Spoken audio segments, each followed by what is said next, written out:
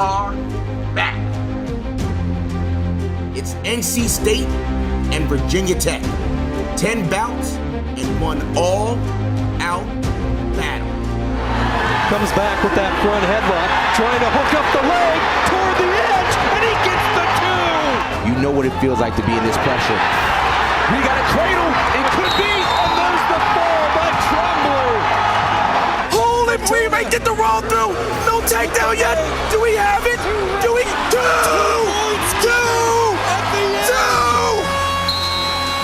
So if you're ready for the show, get up, get loud, and raise the roof because the rivalry is back.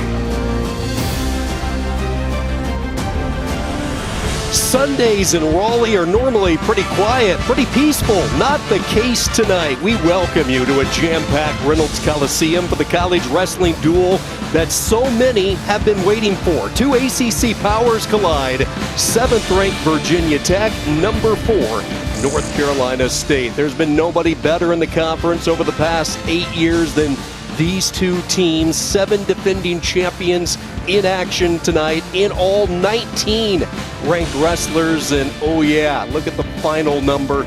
8 of the last 9 ACC tournaments accounted for by these two squads. It's been that even over the past decade. Sean Kenny, Rock Harrison, great to have you with us. This is a matchup that so many have been waiting for. And Rock, we start at 165 pounds. An interesting decision for head coach Tony Roby, who won the flip.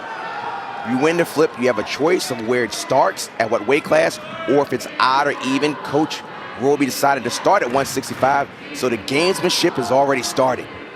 The veteran Thomas Bullard for North Carolina State, 14-5 this year, ranked number 21. Clayton Olray, the sophomore from Grantville, Pennsylvania, for Virginia Tech, 13-11, 2-2 in ACC duels this year.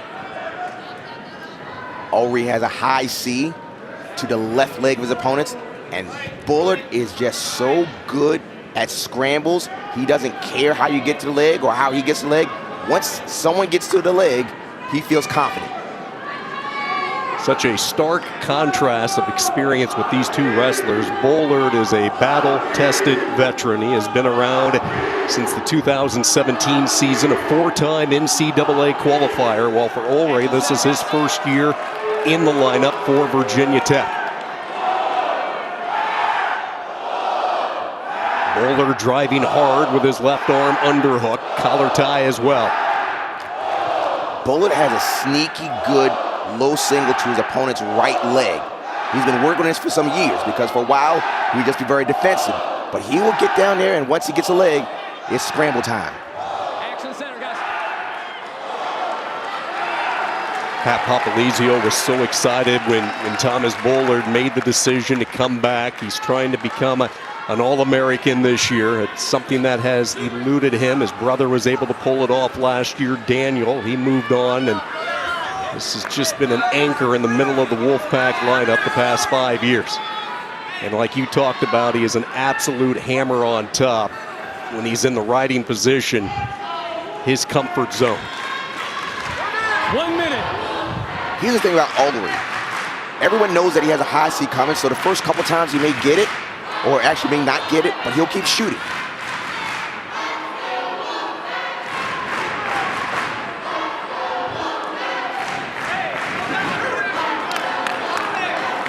Reynolds is rocking early. The adrenaline is thumping. They've been floating on anticipation for some time for this match. The nation is ready. I'm ready. Let's see some fireworks. A little half-hearted reach by Bullard. Not a lot here in the first period. Now Olray comes in. Which bodes to the favor of Bullard, because Olray's bottom position is not his strongest position, and clearly Bullard's best position is top. So a decision is going to be made, whoever has choice.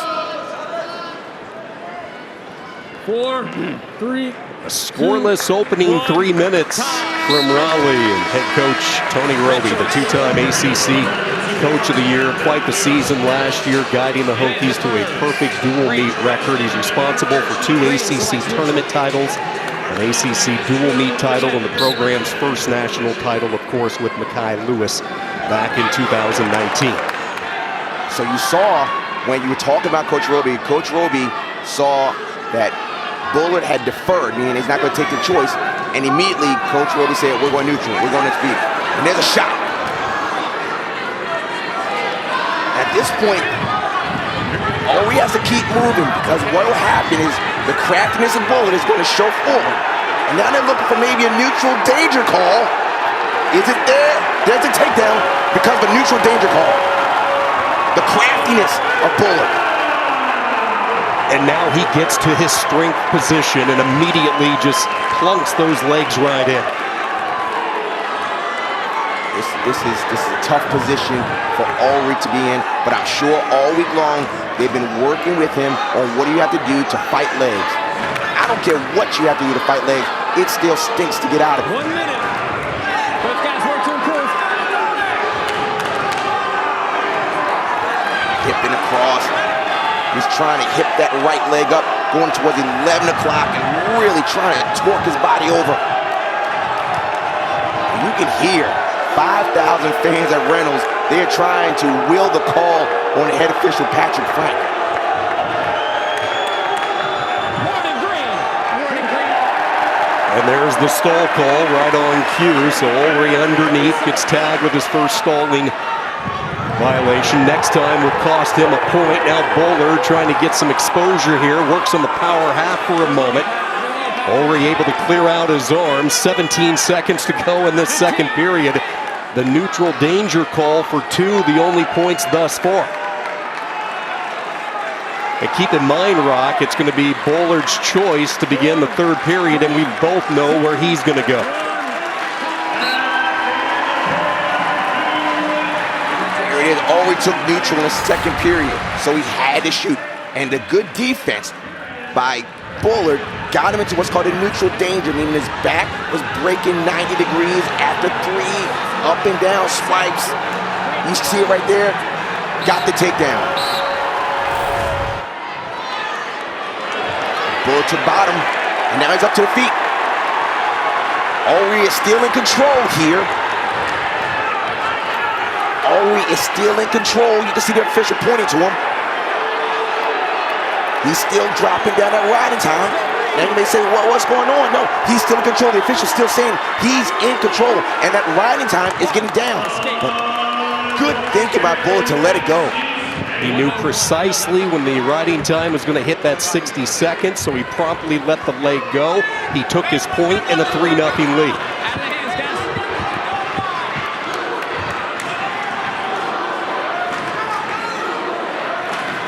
So let's paint the picture here. Ulrich has to show himself. He has to create an offensive scene in order to try to get this match a little closer. However, he knows that Bullard is stingy on his defense. And Ulrich has a stall call. 1 minute.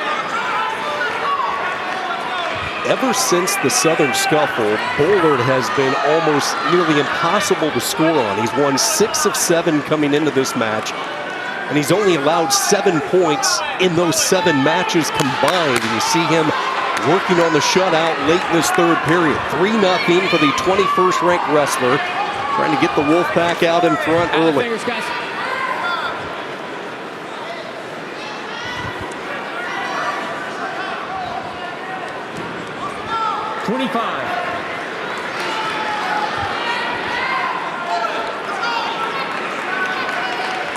Just no offensive opportunity for Ulrich.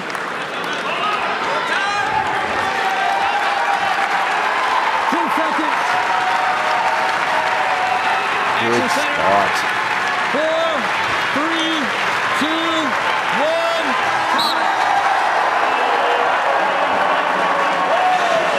The duel of the year in the ACC a reality, and through one weight, North Carolina State strikes first.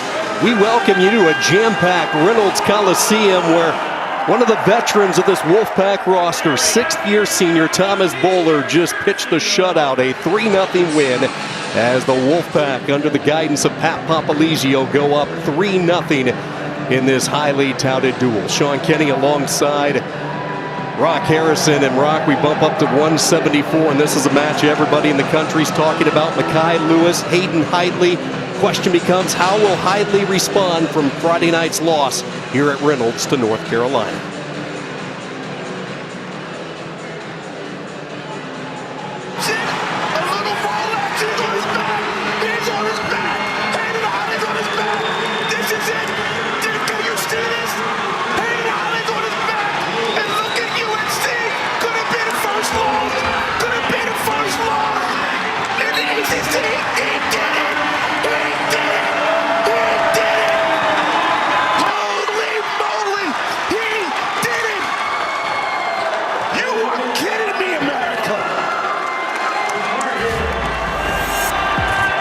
The raw emotion of Friday night duels, and with that loss by Hidlay, one of the more impressive runs of anybody in the history of this conference. 41 straight duel wins. It comes to an end. He has suffered his first duel loss in conference, and now he gets ready to take on the 2019 national champion Mekhi Lewis. NC State's first four-time All-American, and Hidlay, the runner-up in 18, matched up against Lewis, the national champion in 19, both in a brand new weight. Oh, this is so good.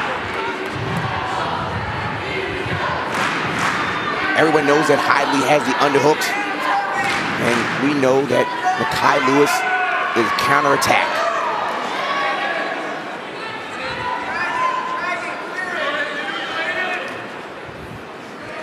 Lewis has been impressive this year, 4-0 against ACC opponents. Scoring more bonus point victories this year, an unblemished record, bumping up a weight to 174.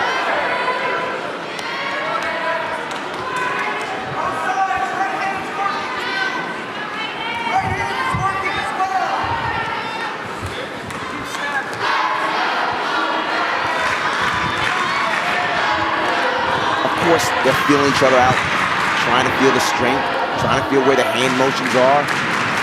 Typical of guys that are this high level, top 5 battle. Hidlay trying to plant an underhook. Lewis backing away halfway through period one. Both wrestlers still feeling each other out. Some hand fighting, no score. Hidlay, the 4-time ACC champion, just the 10th wrestler all time to win 4 ACC titles. He'll have a chance for number 5 in a couple of weeks in Charlottesville, but he must go through Mekhi Lewis.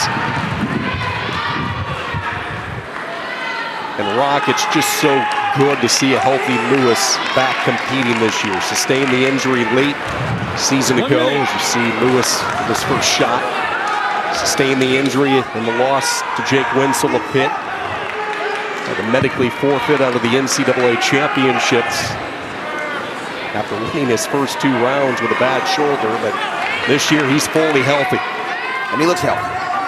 Looks healthy, a little shocked to get towards the left leg, and Hayden Hidlay kind of fended it off. Again, these guys are just feeling each other out. There's another shot, little reshot action. This is what we anticipated.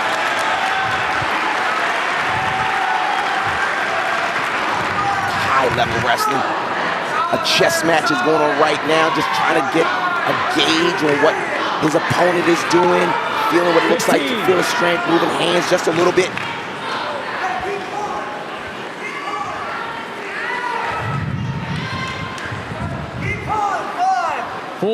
First period will come to an end. No real surprises. Lewis and Hidlay scoreless after one. Hidlay is going to defer, so Lewis's choice. And you take a look at what Mekhi has done early in the season. The decision over Ethan Smith of Ohio State.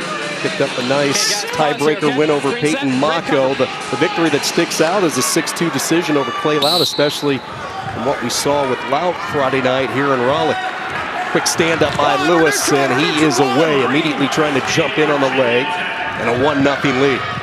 Immediately. It's one of the underrated positions of Lewis is on bottom, and Hayden Hidlay told us before that he's really worked on top, and Lewis just moved quickly, cut through, and not only did he cut through, he was also attacking.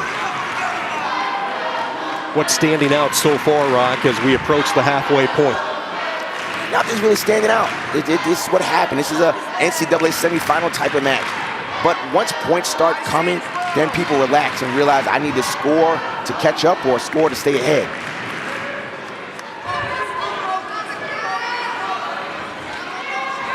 Pat Papalizio made the decision entering this season to bump up Hayden a couple of weights from his 157. More of a natural weight for him. Remember, keep in mind, Hayden wasn't sure if he was going to come back this season and wrestle. His younger brother, who we will see in the next weight, a big influence on his decision to come back and train with him, and both with visions of Wolfpack glory come March in Detroit. For both teams, this match is pretty important. This is one of the true toss-ups. And we had several toss-ups tonight. That's an understatement.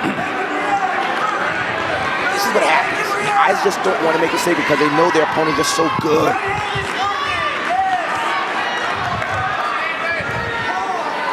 Action center, guys. No one wants to really commit. No one wants to really get underneath. And that's to be expected. In the same light, let's see something, fellas. Short time wrestling, closing moments of period 2. Lewis with the escape. 4, 3, it's going to be Hidley's choice to start the third period, so he'll get the opportunity to get the point right back. 5th all-time here in Raleigh, and you see some of the names that he joins the company of. The great Nick Wisdowski. Boy, how instrumental was he in this sudden surgence of NC State wrestling following Papalizio in from Binghamton. Sit out by Hidley, and he gets the point, and we start fresh here in the third period. Let's go, fellas. So we just need someone to get to a leg. Once someone gets to a leg, then we're going to see some real live wrestling here. They're still trying to just be methodical and testing what can and can't work. What Mackay has done a few times. Lewis, he's done a little shot to a sweep single to the left leg of Hayden Hidley. Hasn't really gotten it, but that's been his offense.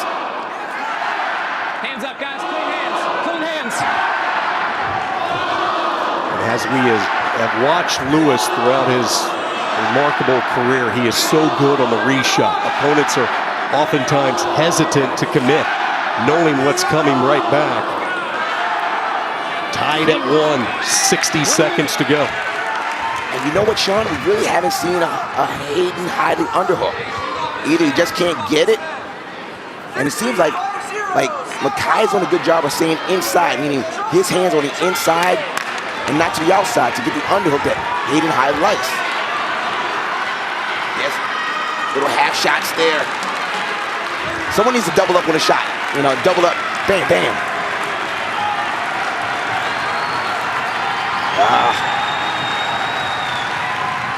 Two high-level guys. Nothing yet. Nothing happening. There's another tried underhook. Oh, little shot. Yeah, little shot. Here we go. Good defense by both wrestlers. Come on, fireworks are starting now. Looks like we might be heading to the sudden victory. Both wrestlers content. Not a lot of action through 7 minutes. We'll see if it picks up here in the extra 2-minute overtime.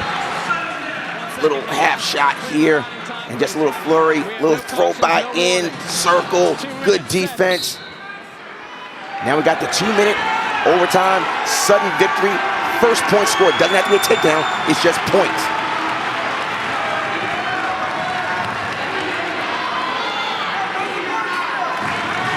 Just a little push, she's still trying to feel each other out. There's the underhook down. Hayden is in. You have to defend the length of Lewis. Many times Hayden gets a leg, but the length of Lewis does present a problem. What a bull. These guys are just bulls. Most of the time Hayden just gets that underhook and runs someone, but Mackay Lewis is a junior world champion.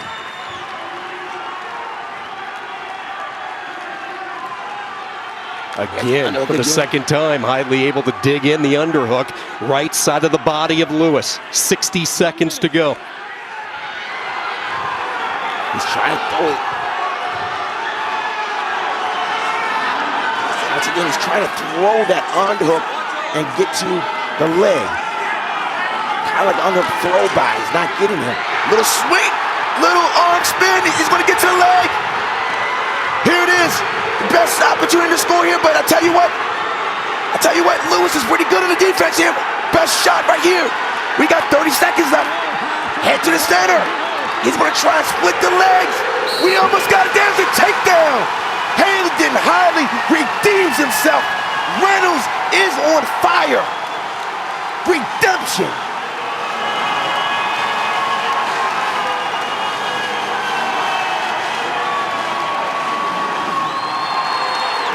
Redemption.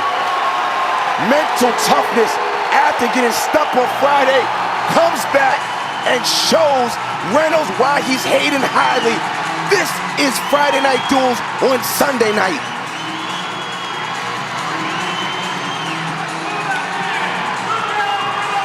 It took about 8.5 minutes for a battle between two All-Americans to find the first offense, and Rock Hayden Hidley delivered the arm spin for two. Arm spin kept the head and the thigh, two legs covered. That's a takedown right there. You can see the disappointment of Lewis, but the roof being made by Hayden Hidley. What a job of redemption. Air push-ups. How about Hidley showed the type of character he was Friday night after the loss to Clay Loud. He came right back out on the bench, cheered on his brother, was there for his team. He wasn't hiding from anybody.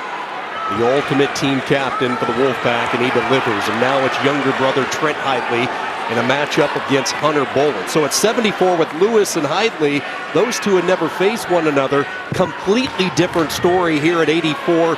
These two so familiar with one another. This is the 5th meeting between the two over the last 3 years. Boland with a 3-1 edge. You're good, Patrick. You're good. Stop. And offense really has come at a premium when you look at the previous matchups. Action center. Largest margin of victory was 2. Hidley won the last meeting, and that was for the ACC title after Boland won the ACC crown in 2020. A grand total of 14 points scored in the 4 previous matchups. Out of bounds, stalling Green.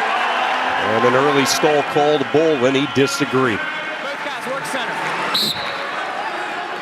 What Trent Hidley does is not a traditional underhook. He uses the underhook as a force to drive. So when you see him, he gets an underhook to go towards a knee pick or an ankle pick or to the quad or the hip. It's not something he holds on to. It's a means to get to the leg. Unlike his older brother, who kind of holds the underhook before he sets up his offense. Hunter Boland, a 3-time NCAA qualifier, 2-time All-American, took 7th last year, went 4-2 in St. Louis, scoring more points this year.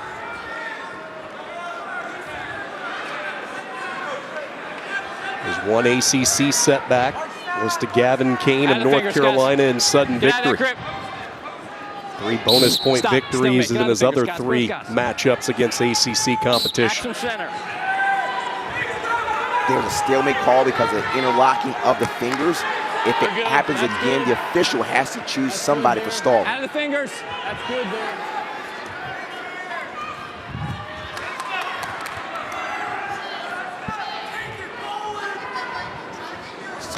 So Trent Hidley, he's gotten better, and he's gotten very aggressive in scoring, but Hunter Boland has felt Trent Hidley before. The challenge that you have is when you don't understand the timing or the strength of Trent Hidley. But Hunter Boland has been there.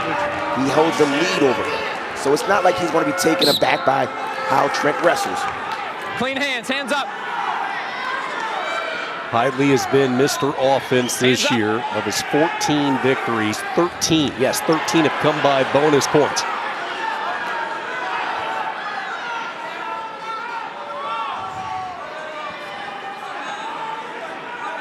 So now Boland has the underhook and kind of pushing and stronging. Coach Roby said that Hunter Boland is the strongest pound-for-pound wrestler on the team.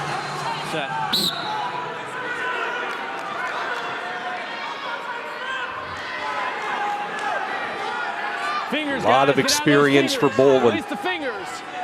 Get out of that Remember, he grip. took Out a of the red fingers, shirt year in 2019. 3, 2, And after one, no change from previous meetings, no score, which has been the trend. Green.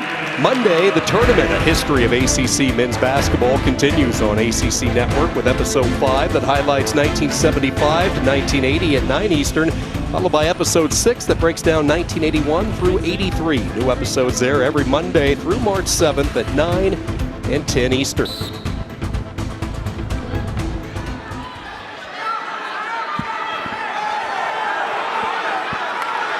Completely legal there. Out of bounds. What do you So, think? Sean, if you recall when we've called these matches, it's been a lot of. So the officials want to do two things here. They said that we want to look at that. What is that? They want to look to make sure that when Hunter Bowling attempted to bring Trent Holly down, was it a legal kickback? They want to look at it. It's an official timeout. And the illegal kickback has been a topic of conversation amongst coaches in the ACC. We have seen it pop up, I would say, on a few more occasions than previous years, Rock. I would say so too. And the safety of the wrestlers is always paramount for the officials as well as the coaches. And there's some clarity that's needed to be made on this situation. So they're going to look to see if both feet were up in the air, but also that both feet did touch the back of either leg. If one leg is in, so the leg is going to get in.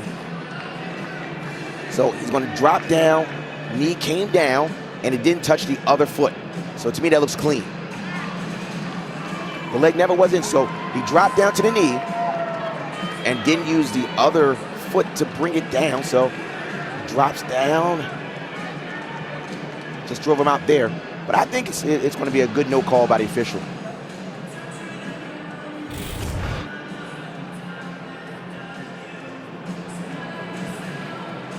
Still talking over, you have two NCAA officials from last year. So they've been in these experiences before. And talking over a big match here, you want to make sure that, and plus with these two guys, you know, the smallest margin of error. So they want to make sure they get it right. And our officiating crew about to make the decision public. We have an illegal kickback, green, 1 point red. Reset the riding time to 5 seconds, and the period to 1 minute 55 seconds. Red is still down. Now let's make this clear. Fans at home, they see an angle that we don't see. Set. They have their own camera system, so they're looking at different angles that the audience and including us are not seeing. So they saw contact made with the leg, an illegal kickback, point Hidley. They reset the riding time as well as Boland goes back to work, now down a point. Going to have to improve his position, move up the body. Hidley trying to kick, and there's Boland right on the edge, right as that count was approaching 5, able to get up past the waist. Get set, red. Set. Green, cover.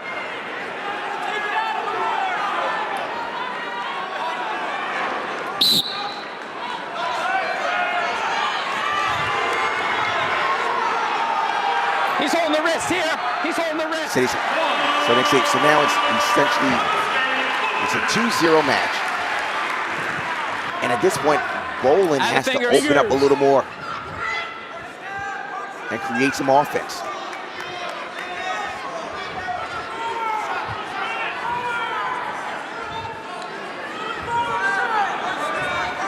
Out of the fingers, guys.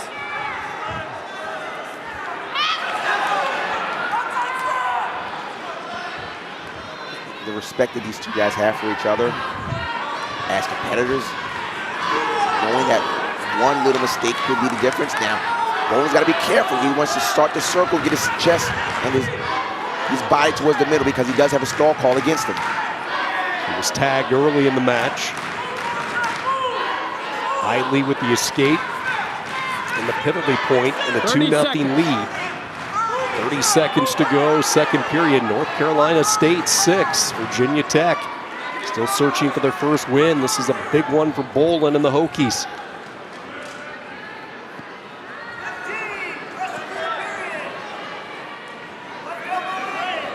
similar to the prior match where guys just wrestling against someone that's just a top-notch wrestler. 2, 1, time. Bolin, his choice. Tony Roby has been down this road before when these two have battled, low scoring, down to the wire, always calm and composed. 2-0 Hidley, and now let's see what Bolin can do. Gets into a quick stand-up, and he is away. So that was really fast. Exactly what Bolin needed. Riding time is not a factor, and this comes down to the feet.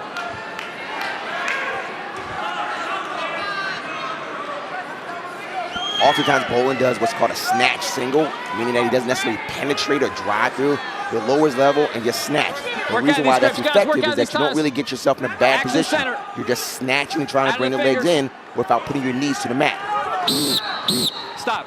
Stalemate. Guys, we got to get out of the grip. Get out of the grip. Red, get out of the grip.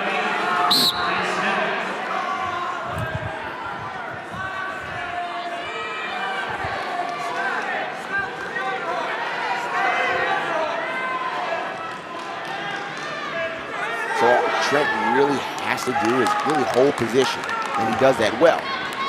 Hunter Bolin has to try to create offense.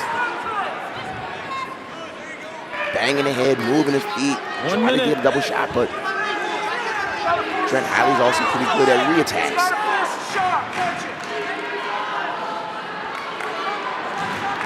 Sean, this is playing out to like their past 4 matches. Totally. Here's a shot by Bolin. Good hip, sprawl back action. Hidley able to fend it off. Bolin still with the arm around the ab area. Hidley trying to clear it away. 30 seconds to go. 30 seconds. Something's got to happen soon because it's not going to be a clean takedown by Bolin. He's got to do something really soon. Hidley just sticks that underhook in with a purpose. Bolin able to keep his elbow tight.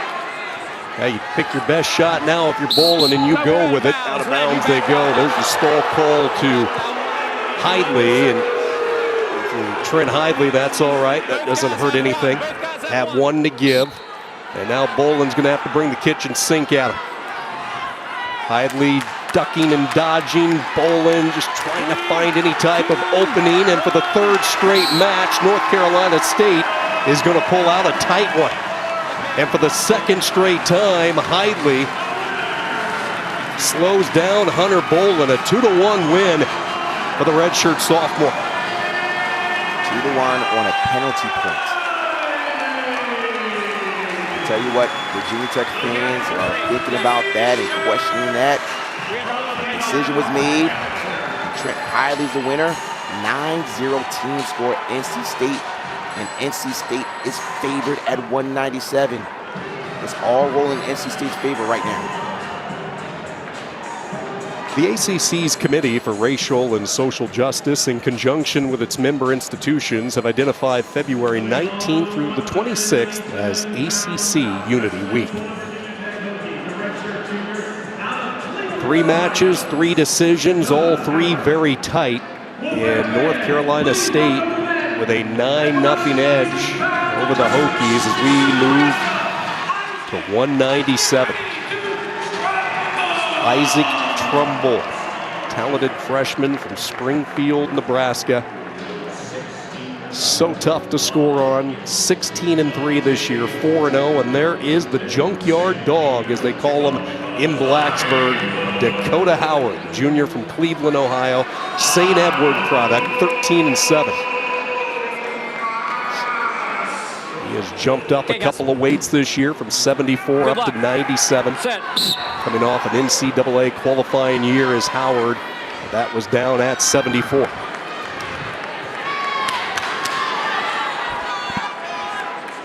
Howard is generally very offensive, likes to take shots, but the MO on Trumbull is that he doesn't really shoot, but has really heavy hips and good defense. And Howard likes to wear people out. He likes to shoot, get in. But when you have someone 6'4", will probably be a heavyweighter next year, you just don't want to shoot but so often unless it's a calculated shot. 2021 was quite a year for Trumbull. He burst onto the scene, cracked his way into the starting lineup for North Carolina State. Then during the offseason, he just had a blast wrestling at the U.S. Open this year.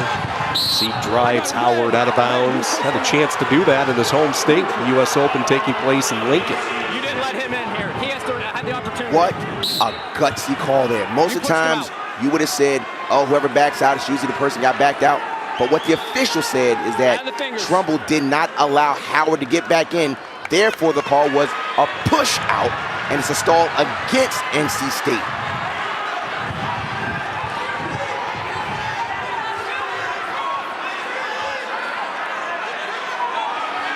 Whizzer in from Howard. Trumbull with the match's first scoring opportunity now has the left leg. Center of the mat, all sorts of real estate to work. Looks for a sweep, still has a leg. He'll try again. Trumbull goes up 2-0. He brought that leg up high. By bringing it up high, it's harder to keep your balance.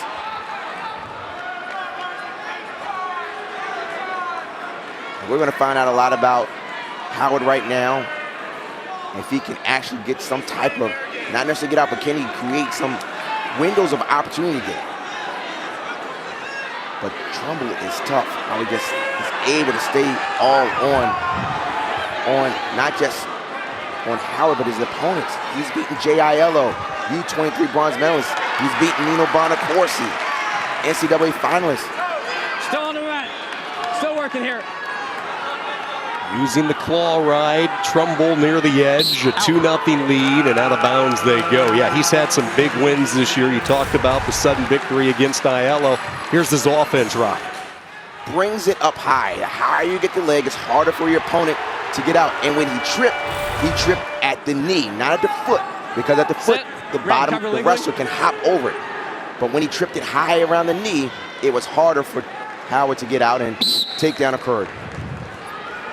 Quick stand up by Howard. Trying to get out from underneath. He's a giant, though, Isaac Trumbull. Big man. One day will be a heavyweight.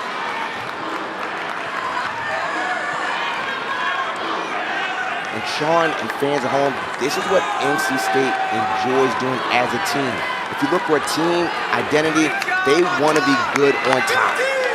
They want to continue to just pound and wear people out so that the opponent has to think, do I want to go underneath an NC State wrestler? And a decision is about to be made with Howard. If he has choice, does he want to go feet or underneath? So he defers. He deferred to you. Red takes bottom. So immediately you saw the time, and again, Coach Roby said, look, don't even play on the mat, let him go. You don't get him on your feet. He didn't even want to get to a position where there's rolling in action and Trumbull could possibly get on top. He immediately said, Howard, let's go on our feet. Neutral. Hands up, off the mat. Start on the feet, second period, 3-0 NC State, trying to go 4 for 4 early on here on a Sunday night in Raleigh. Ooh, nice high C there by Howard. He's in on a deep shot. Dakota Howard trying to find some offense. Trumbull latching on to the leg. This is where Trumbull is pretty tough right here, but a really good shot by Howard. He's got to try and get that left hip down, and try and lace the ankle. He's got to try and get perpendicular, but this is Trumbull being stingy on defense. No control.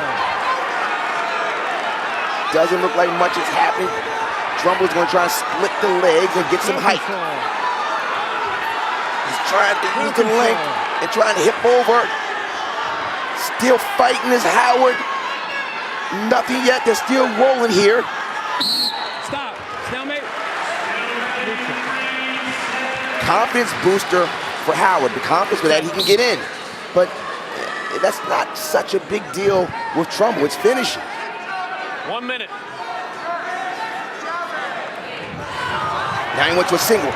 He went to a high C to the other side. Now he went to a single. Now, at this point, he's going to run the pipe. He's running to a double. Can he run his feet? He's got to run his feet. He's going to run his feet. No. He got out of that. Are you kidding me? Trumbull was on his butt, almost to his back. He kind of just pushed him off. But I tell you what, Howard's starting to feel the confidence. He had a high C to the left leg and a single to the right. He's getting closer. The motor of Dakota Howard, he's not going to go anywhere. He just will keep coming and coming at you, charging, and now he's been in twice toward the tail end of the second period. Both shots very deep, nothing to show for it yet. And Howard generally gets stronger as the match goes on. He's known for his conditioning. 3, 2, but Trumbull doesn't really show too much fatigue in his matches. So yeah, both these guys so well conditioned. Here's the single. The single, and he's going to bring it up, and then immediately goes from one leg to two legs, and he does a good job of running his feet. He's on his back, and he just kind of rolled and pushed him off. Look, that JYD still getting in there. You got to finish quickly on Trumbull because look at the hips. He's trying to get the hips heavy, heavier and heavier and heavier. This is where Trumbull wants to be. And now he's going to try to get his hips down. But good job by Howard. Look at the heavy hips by Trumbull. Now he's going to get extended. This is where the length is a problem. Length problem. Goes down. He has a single. Nothing yet. Nothing yet. Still good defense. Many times Howard will go to his splits. He's keeping that whizzer. There's the takedown. Good defense, good offense. NC State is getting on a roll here. Getting on a roll. And if you're Dakota Howard, you're thinking, what on earth must I do to break this guy down? 3 times he has been on shots that normally would get 2, and all 3 times they've been blanks because of the defense and the length and the size of Trumbull. You're right. It's not like Howard is not in great positions to score. It's just stingy defense. Isaac Trumbull, riding position, a minute to go. Grew up in Springfield. He commuted each day 30 miles to attend Millard South, out of the Omaha metro area in Nebraska. Really never fully committed to the sport of wrestling until his junior year. And he was telling some local media last year he was frankly embarrassed he wasn't on a top 5 board, and NC State kind of swiftly moved in late in the recruiting process, and boy, did they find a gym in the Midwest. Riding time was secured. Really competitive match by 15. both wrestlers. Still red. Still not letting go. Most guys would say, no, I'm just going to let you go. No, he's making a statement to Howard that I'm not letting you go. Oh, mental toughness right there. Could easily let Howard go. But they want to make a statement to Virginia Tech that you've got to wrestle NC State for the whole 7 minutes.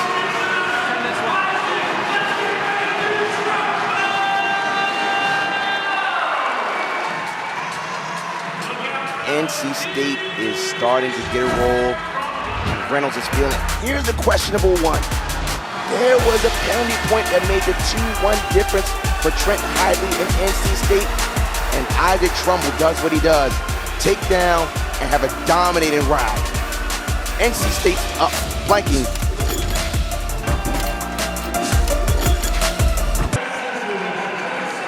Reynolds Coliseum has become a fortress for NC State wrestling. They have won 12 straight duels inside this noisy building, looking for number 13 tonight against their rival from Virginia Tech. Alongside Rock Harrison, Sean Kinney with you on a rare Sunday night duel, a makeup from a duel that was scheduled nearly 1 month ago. Virginia Tech unable to make the trip to Raleigh because of injuries and illnesses. The ACC policy had North Carolina State pick up the win via the forfeit, and everybody was fearing this duel might not happen. Well, we get it, and it's the regular season finale. Out of the fingers, guys. Virginia Tech yet to secure a takedown through the first 4 matches. Nathan Traxler, the transfer from Stanford, will try to change that. The heavyweight matched up against Owen Treffin, talented freshman from Summerville, South Carolina. Second straight nod for Treffin over Tyree Houghtonrock. This is, NC State, Virginia Tech, really, if Virginia Tech wants to really get into this match, they need Traxler to win this match.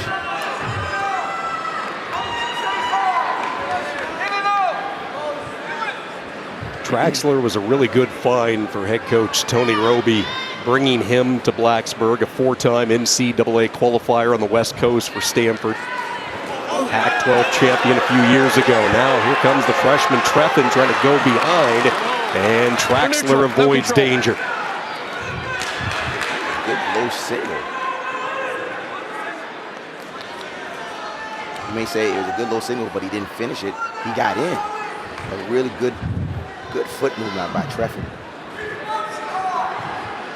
Traxler was on a roll prior to the Commonwealth Clash Friday night. He had won 12 straight. That was snapped as he lost to Quinn Miller 4-3. Just his second setback this year. He lost to Tate Orndorff of Ohio State in a tight one 3-2. So this is an important match for Traxler to get back on track, like it is for all of these guys. The ACC Championships a couple of weeks away in Charlottesville, and then of course Detroit on the horizon.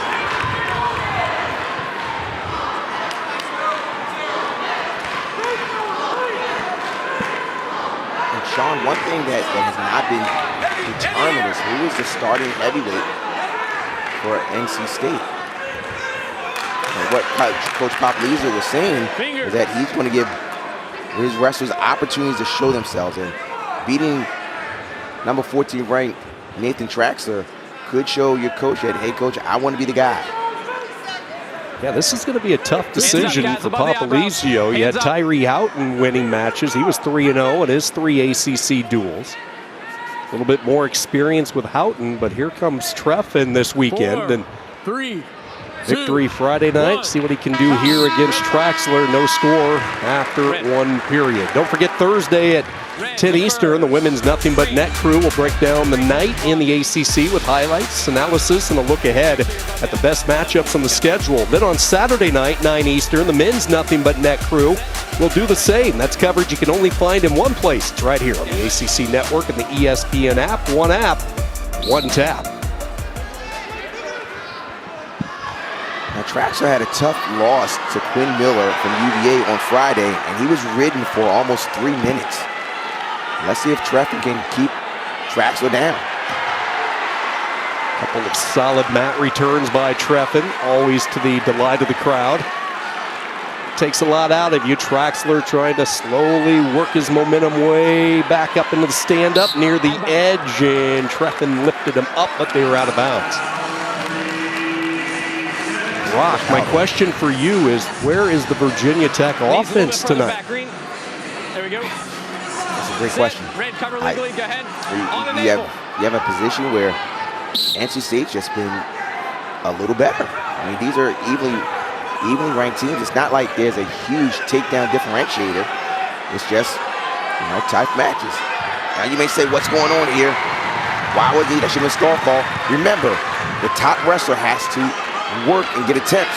And if the bottom wrestler is just holding fingers and not doing anything, and that's it. Still red. Look at that. Good wrestling there by Treffin. The reason why was there was a little break, but instead of just letting Traxler disappear on him, Owen Treffin went right back into leg, and he said that should have been one. No, not at all. He wasn't clear of the separation. Don't straddle him here. Go.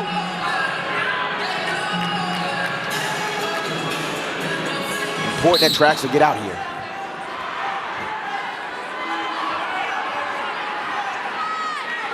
So at this point, Treffin has to keep working here. He's trying. He's going to look for a chin back.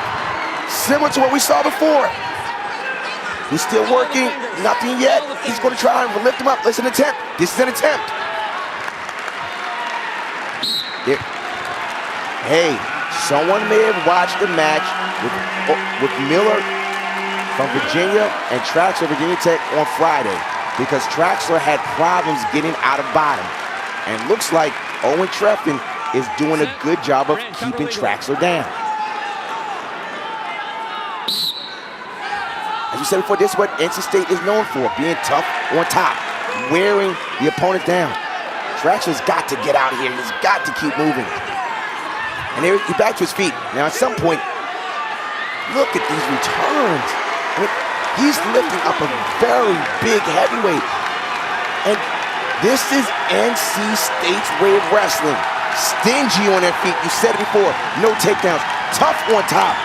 Owen Treffin, who is not ranked, is riding out Traxler. What a gritty. Now, here it is short time. He can take a stall call here. He's not going to let him go. He's going to hold on for dear life, but he gets out. Good job by Traxler. Big differentiator. Good job by Traxler to keep wrestling.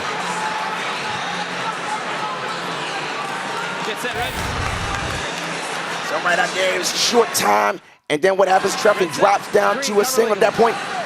Hip down by Traxler to get the one.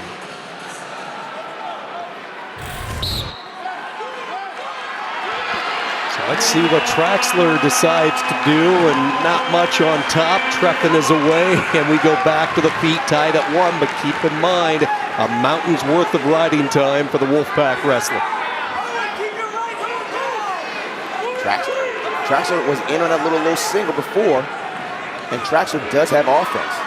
And when I say that, we're not talking about your typical old school heavyweight just kind of push and pride. He can shoot, but look at the reach shot by Treffin. In again.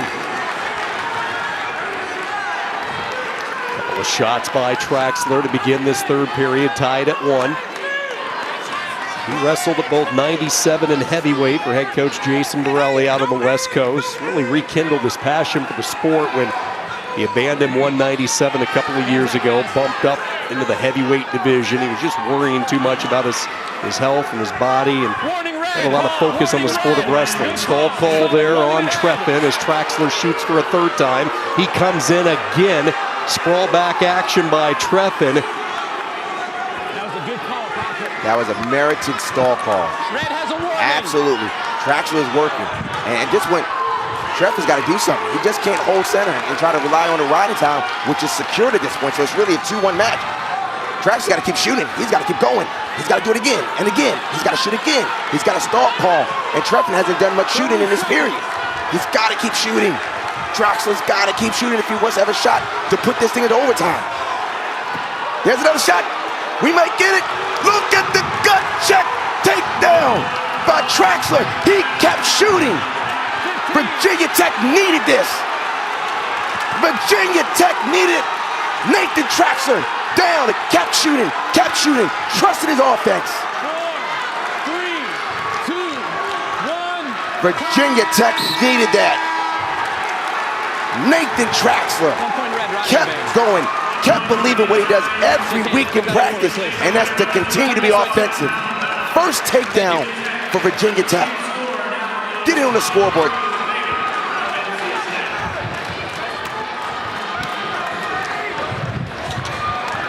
It got to a point where Virginia Tech knew that they needed to win this match. And what did Nathan Traxler do? He kept shooting and gets a little sweep single action on this. And once he gets a sweep single, he finishes it and gets Virginia Tech on the board. 12-3 NC State.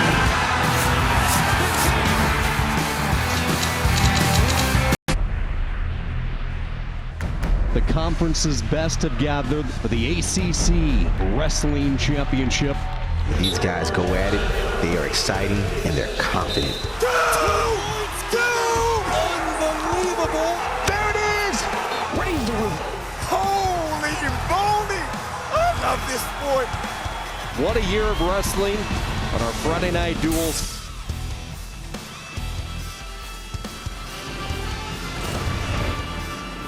These two teams will go toe-to-toe in 2 weeks inside John Paul Jones Arena. University of Virginia hosting this year's ACC Championship, and then all roads hopefully will lead to Detroit. 3 days of the NCAA Wrestling Championship. So a long wrestling season hits its climax in the month of March.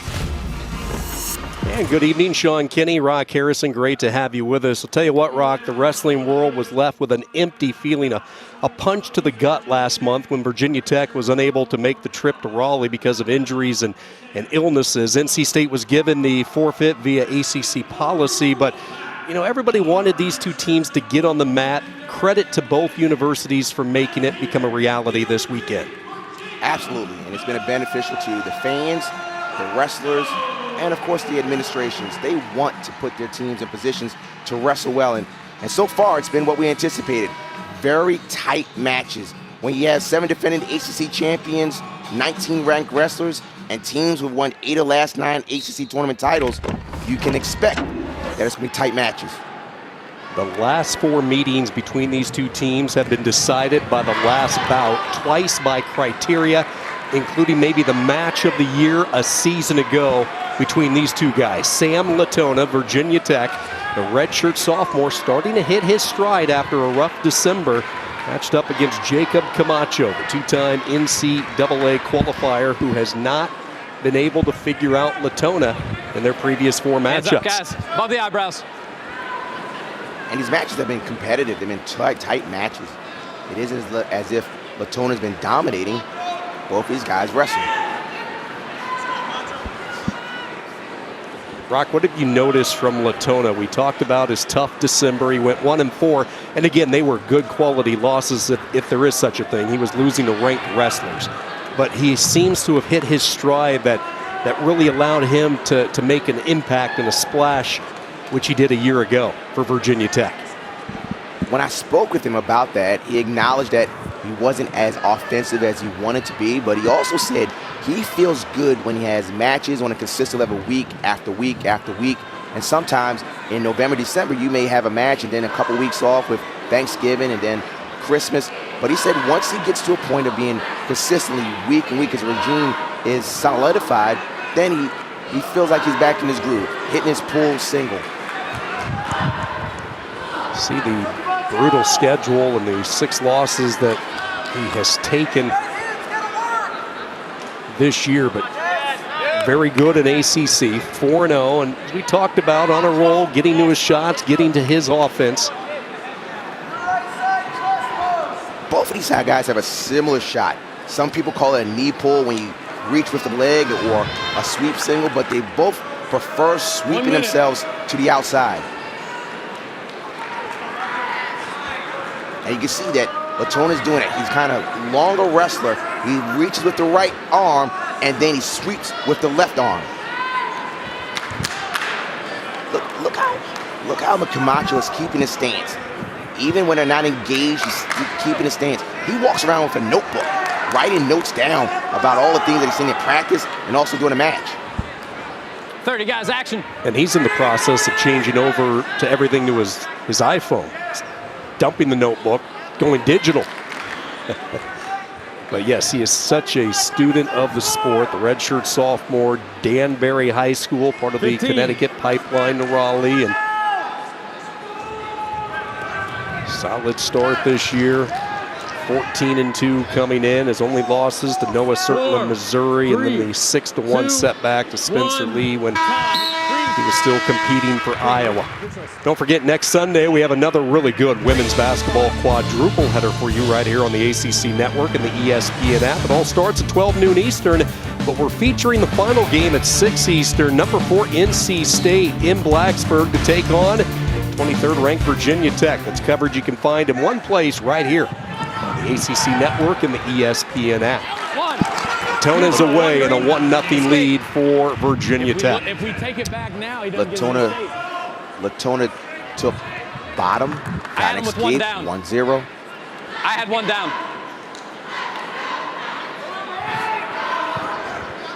Just like every other match we've seen, high-level wrestlers just doing a chess match, not just going. There's that sweep single we're talking about. He's going to continue to cut the corner. Sometimes he goes to the waterfall position. He's trying to chase the corner. Now it's just a gut check. Sam Latona wants to square up, while Camacho wants to chase. Now this is what we call a waterfall. And what Camacho's going to try and do is either pull the leg down and try and get his head out. Nothing yet. Latona's going to try and pass the leg and try and bring it across his body and try to get height. But now look at that neutral danger. He went back forward. Camacho's going to try to crunch him now and move forward. Nothing yet.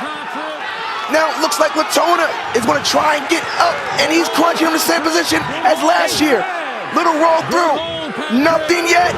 We're still rolling. We're still rolling. Now it's going to crunch him. Rolling over again. A kick. Nothing. Look at the scramble fest here. Good hold.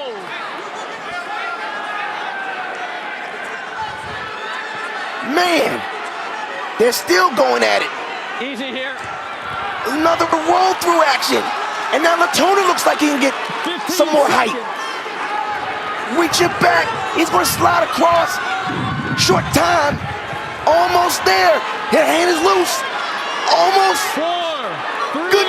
Did he get it? He got the takedown with 1 second left. Red choice. Wow. Red, your choice. Red chooses bottom. Just great awareness, spatial awareness by both wrestlers. That scramble was over a minute. Should be 3-0, Ryan. 3-0. Doesn't say it up Whoa. there. Set. Virginia Tech needed that Should be takedown 3-0. to take the 3-0 lead. That's team points. Knees further back, Red, for me just a little The bit. Put length your of knees further Sam back for me a little Latona, bit. Set. he's around Green cover. 5'9", 5'10", so he is a big 25-pounder. Starts in the riding position, third period. Let's see how Camacho responds underneath. Slowly trying to build his way into the tripod.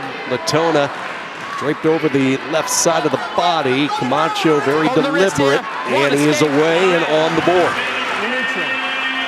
Let's remember that score that Latona had at the end of the second period was because of Camacho's offense. Camacho is still going to continue to move forward and still going to get in there.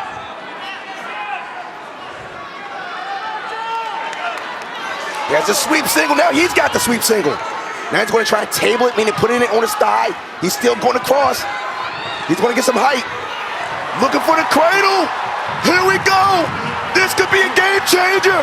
This could be the game changer. Just 2. Near fall. Sam Latona getting the pendulum of emotion swinging back into Virginia Tech's favor. We were out. You good, Ryan? Right. So he had the single, went to his single, and since Latona was coming up, Camacho put his head down, and when he put the head down, he slapped the cradle on him and got 2 swipes, 2 back points. Now it's decision time. He's going to try and reap him down or perhaps try to cut him and work for that next, try to get towards a major decision. Still green. 1 red. 30 seconds. 30. Camacho with some work to do, down 7-2. Sam Latona, the All-American from a year ago, placing 6th. And you look at this Virginia Tech staff with Cody Brewer and how much Brewer has meant for the development of Latona the past couple of years. Scramble action carries them out of bounds. Will they give 2? They confer, yes.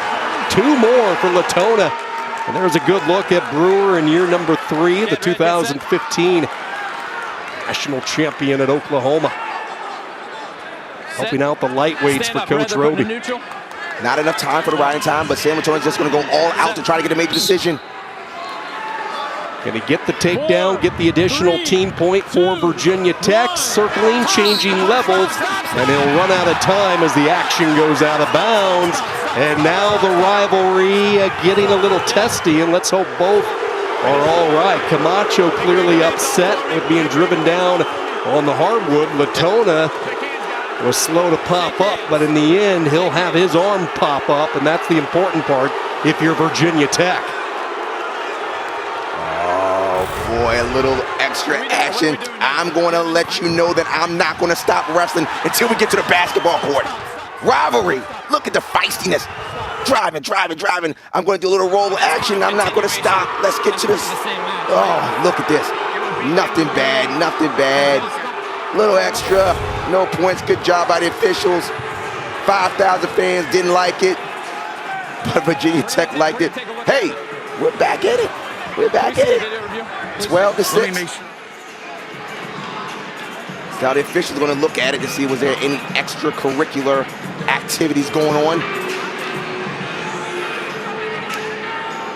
The question is, with 5,000 fans, can you really hear the whistle? And sometimes anyone that's wrestled, they know when it's a really loud and raucous atmosphere, sometimes it really is hard, and we're always taught to wrestle to the whistle. I don't know if you heard the whistle or not. Was it enough to take away a team point? I don't think it's necessary. It just happens from time to time. Been a busy weekend for head coach Tony Roby. His son Luke won his first high school state title last night in Salem, Virginia. Won the 3 state title at 152 at Christiansburg. And here's what they're taking a look at, Rock. So the question is, are they looking at the driving out, and that's why there's extra space on a college wrestling match, or the response from Camacho? In a dual meet like this, it has to be pretty egregious. These guys are competitors. Was it time? Now, was it an extra run by Camacho, or was it an extra push by Latona? Let's just wrestle. Let's just wrestle.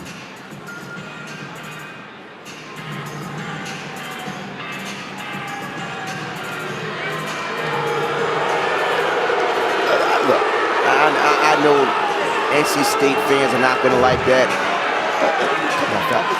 This is wrestling. This is all right. These things happen in rivalry matches. Have a Band-Aid? Thanks. Passion of these fans in Raleigh.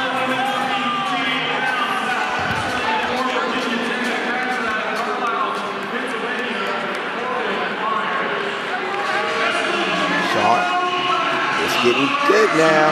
It's getting good because Corbin Myers is heavily favored. And then at 141 is a legit toss-up. And then we have Tariq versus Andonian. It's playing out pretty good.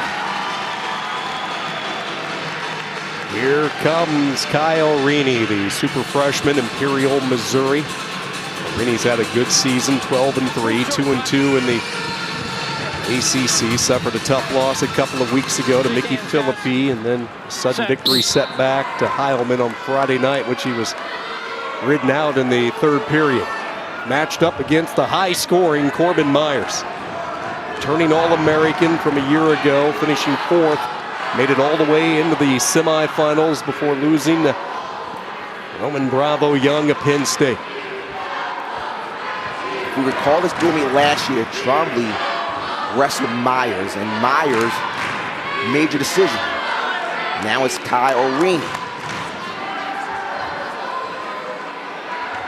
That has been Myers' MO throughout his career, which started on the East Coast before he even arrived in Blacksburg at Edinburgh. And here he comes right in with offense on cue. Myers gets the 2, and Virginia Tech with some serious momentum. That wasn't even a shot. It was just, I'm gonna lower my level and just run. And when he was running, then he got to the leg. It wasn't the leg, then the run. It was, I'm running as O'Reilly lost his balance, then he got the leg. This is what Virginia Tech needs. They need to get in this match with a win, but bonus points would be even better for Virginia Tech. I'm getting excited. Myers, a 7th-year wrestler for Virginia Tech. He had the medical red shirt, granted the medical red shirt in 2020 for the lost season. Decided to come back last year, made his trip into the semifinals as we talked about. Also won his first ACC title, knocking off Philippi, and I'll be so happy to have him back. His leadership, there's no situation he hasn't been in throughout his career. Battle-tested, successful ever since he stepped on the mat for Edinburgh, and his improvement has just grown dramatically since his arrival in Blacksburg, especially his offense. Oh, 2 crackheads as they shot simultaneously. Kyle Rini has a good double, too. When you look at Myers, he does a little stutter step, gets people on their heels. He'll hit an ankle pick, or he'll hit a double as well.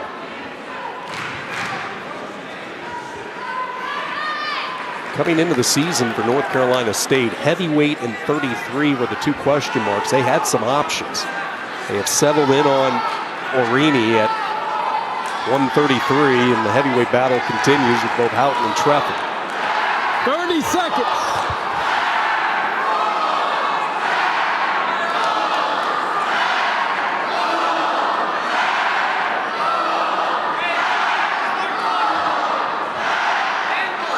Watch for a reshot here. A little short time, don't know if anyone's going to really put themselves in a bad position. But that first takedown by Myers was just, he pushed and then he got the leg. Second period. Thursday at 10 Eastern, the women's Nothing But Net crew will break down the night in the ACC with highlights, analysis, and a look ahead at the best matchups on the schedule. Then on Saturday night, 9 Eastern, the men's Nothing But Net crew will do the same. That's coverage you can find in one place only, right here on the ACC Network and the ESPN app. One app, one tap. Caution given off the whistle. Caution green, which is Myers. Get set, red. You're allowed a couple of cautions. The third one will be a point for your opponent. So Myers a little premature trying to get to his position. Riding position, second period underway.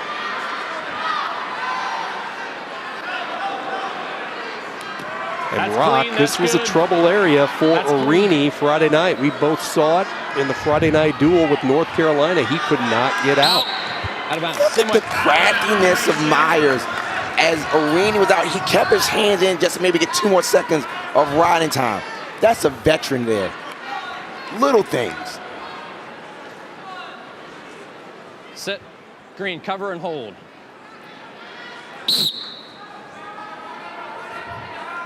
Stand up by Arini. He's going to go to work on the hands. Myers with an elevated lift will bring him back down gently. Wrist control underneath. Corbin Myers, so good, so creative in the top position with his tilts, his turns. That's one, that's two, that's three, that's four. Look at the craftiness of the veteran. He heard the count, got his seconds, and right before he got to 5, he got out of bounds.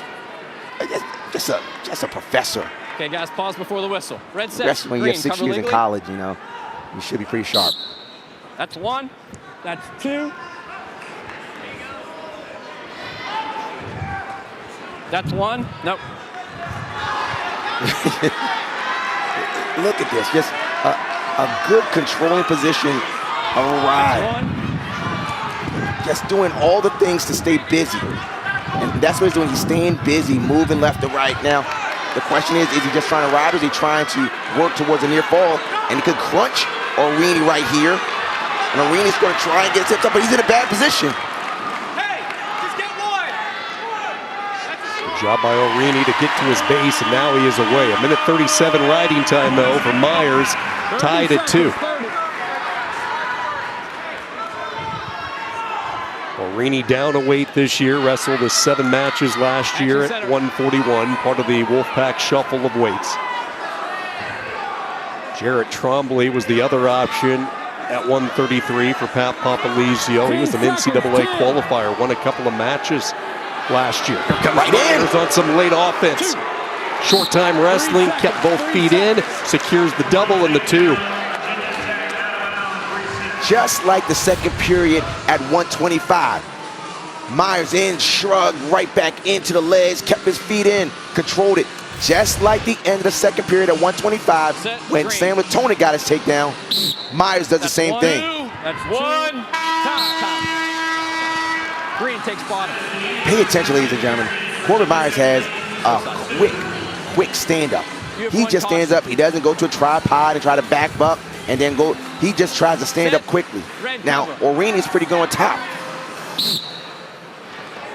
A switch. Good hold, Patrick. Good hold, Patrick. Still red. One, escape, green, neutral. Smart. He said, I'm not going to try to, let me just let go and go to my feet. 5-3. He has riding time. Now, at this point, does Corbin Myers turn it on and try to create more offensive positions? 128 to 133 on riding time, do you remember? We have yet to see a bonus point win either way. Everything has been decision. Do you remember? Myers leading by 4 when you throw in the riding time advantage he has. Here comes O'Reilly, and now the counter by Myers. He'll cut and release. And Myers maybe sensing a little blood in the water. 7-3. Decision being made. And the decision is that I'm going to go offense and try to get to this bonus point position. Good shin wizard by O'Reilly right here. 2, takedown Green. Man. This is why he's an All-American. You can see Papa Lou's tell him, come on, we need you. Once again, Corbin Myers starting to feel it. Virginia Tech and Blacksburg. Did he pat him on his back and tell him, come on? Did he just do that? Go ahead. Set. Concerned look from Papalizio. Green. One escape. Cuts him again. 9-4. Major decision again is 8 points or more. That's where Myers is going to try to get. O'Reilly gets hit with Stoll. Myers comes in hitting the left leg. Has it up. Trips. And gets to. And now, Rock, he has the major decision with the riding time, 35 seconds. Now, at this point, the 5,000 or so fans at Reynolds has to give O'Reilly some type of adrenaline. He needs to get out. Right now, with the riding time secured, it's 12-4, which means it's a major decision. And Myers said, I'm going to try and take you down. Remember, O'Reilly does have a stall call against him, so he's got to do something. Myers thinking he can get the 2 rather than ride him out. And it looks like if he can clear the neck, has made the right decision. He gets the 2. Takes a look over at the corner with 10 seconds to go. And now, with the riding time, very aware of the clock and the situation, he'll let him go, knowing that's not going to hurt him. And for the first time tonight, a bonus point win, and it comes from Virginia Tech. 3rd straight win for the Hokies. And their elder statesman delivers, Corbin Myers. Little roll action, little extra, a little bit much. But a win by Sam Latona, and look at Sam Latona. No, look at Corbin Myers come through. Get some takedowns to get the major decision. We got a dual meet going on right now. Come on back. Friday night duels on Sunday. The ACC's Committee for Racial and Social Injustice, in conjunction with its member institutions, have identified February 19th through the 26th as ACC Unity Week. Both of these universities instrumental in raising awareness, fans inside Reynolds Coliseum, along with the Hokies, who are suddenly, Rock, believing. And do you feel it? Do you feel the tension mounting with these two powerhouses? Oh boy, do I feel it. Pendulum of emotions. This is a true toss-up. When we talked to Coach Roby, he said that 141 is one of the matches that's going to be a sneaky good match and could determine the outcome of the duel. Colin Girardi, Ryan Jack, and it is Jack who fires the opening salvo quickly, not even 30 seconds in. Snap down to an ankle pick, and these are what Jacks are really good at, meaning his brother Kevin, there was a 3-time All-American, and Kevin, they're good on top.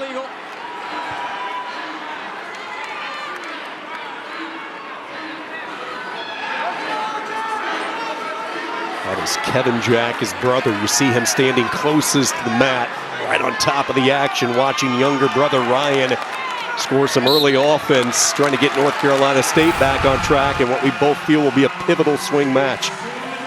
Snap down to an ankle pick. Oh, that was clean. That was clean. Red, cover legally and hold.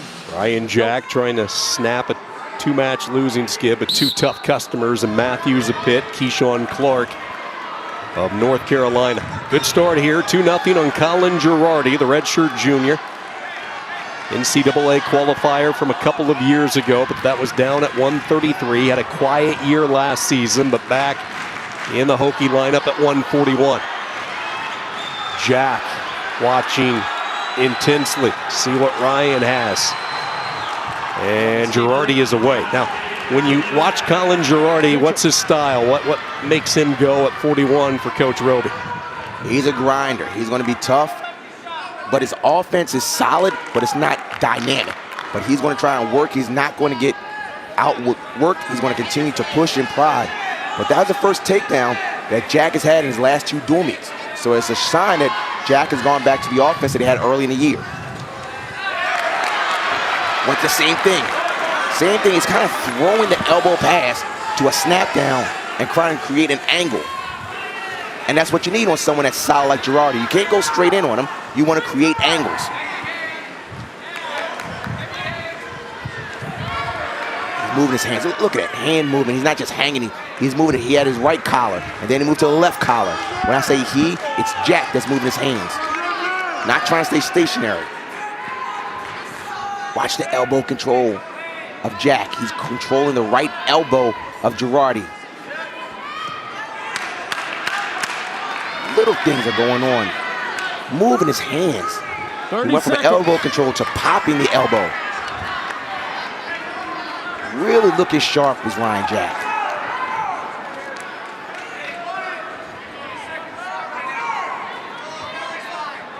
Colin Girardi won 4 Virginia state championships, and these are the moments that he dreamed of as a little kid. He always was a Virginia Tech fan.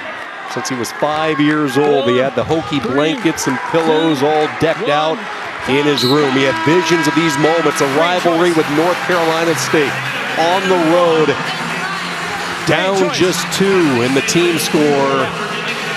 Can he deliver for Virginia Tech? Green chooses bottom. Girardi said he's going to go underneath Jack. Get green. Set. Okay, red cover legally. And as we mentioned before, that NC State wants to be known as a team that's very good on top. Girardi's got to get out and not allow riding time to accumulate. Despite the 4 Virginia State championships, where we told us Girardi wasn't really heavily recruited out of high school, Virginia Tech was one of the few schools to give him a chance. He immediately delivered with his NCAA qualifying year a couple of seasons ago. That's 1. That's 2. Trying to get out here from Jack's grip, and he will return him promptly. Edge of mat wrestling. Jack well over a minute of riding time, and finally the action. Cart out of bounds.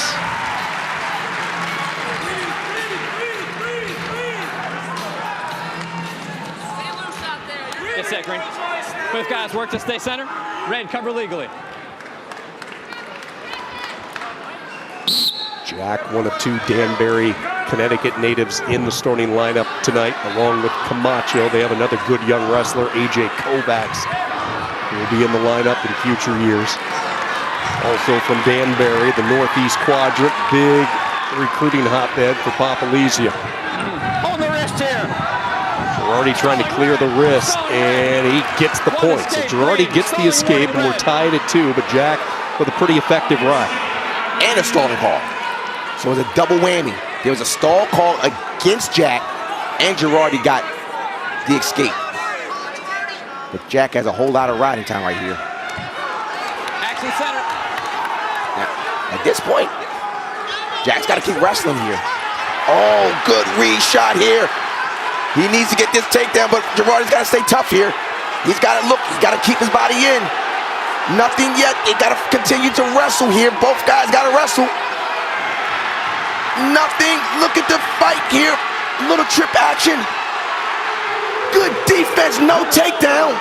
He's got short time. Girardi is holding that wrist down so that Jack can't get up, but Jack is going to try and finish on top. Did he get it? Nothing yet. Good fight by Colin Girardi, and rightfully so. NC State throws the brick. Red, go over here. You get one challenge, Green, go over here. and for the first time tonight, we get the brick coming from the North Carolina State corner. Takedown right here.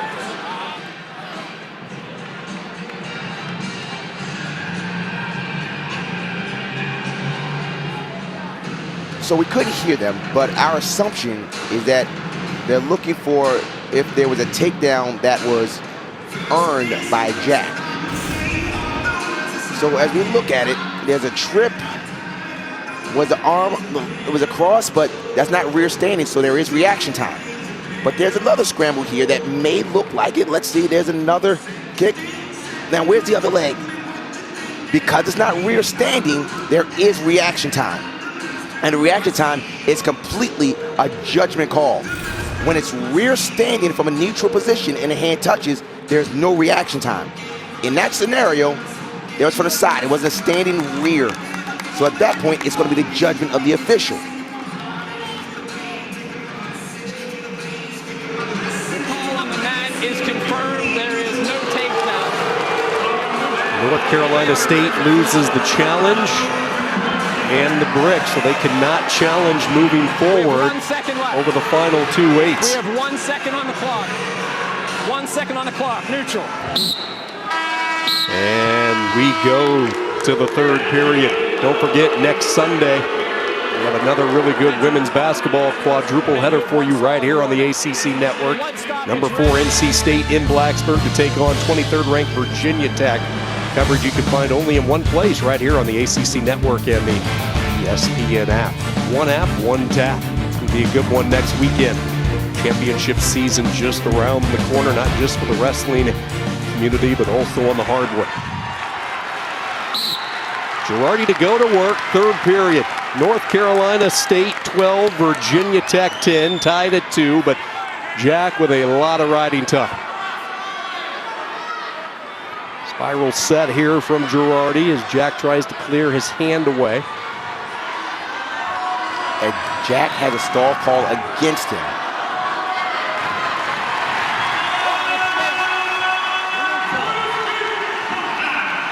So Jack has a lot of riding time, but he also has a stall call against him, so he has to continue to wrestle with it. He wants to get his back to the inside and keep snapping and moving his hands like he was before. Now at this point, just the optics doesn't look good for Jack. Jack want to make sure that his back gets towards the center of the mat. Much better for Jack, this position. And Girardi's just got to keep going forward. Girardi trying to reposition near the edge on the initial shot by Jack and out of bounds. A minute 1 to go. Jack with riding time and the narrow lead. Keeps looking down at his right hand.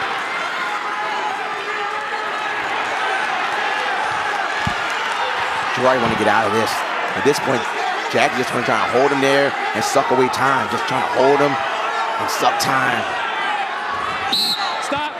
Stalemate. Official not going to let too much time go off. He blows it to a stalemate. Does Girardi have a shot at him? We're about to find out. He's got to take a few shots. Can't be one. It's got to be a couple shots. He's got to work towards it and look towards it. The stall call. He needs the 2 to try to force a sudden victory with the riding time secure. And now a stall call on Jack. That ties it up at 3, so now a takedown will win it for him. Riding time still with the Wolfpack youngster. Girardi circling, Girardi hunting. Get it. He's trying to get it. He's got to get his hand down. Almost down. Is the hand down? Is the hand down? No hand down. No hand down to get a Merkle takedown. Now the officials are saying, it's my time, let's look at this, let's make sure. So he hit kind of a slide by, and exactly, they're checking to see if the hand touched, meaning that his supporting parts were on that hand from a Merkle position. The leg was laced, it was a side headlock, but good job by Jack to keep his hands in, didn't put a supporting part down. Let's see if we can see that. That's exactly what Roby is looking. Did the hand touch for the Merkle?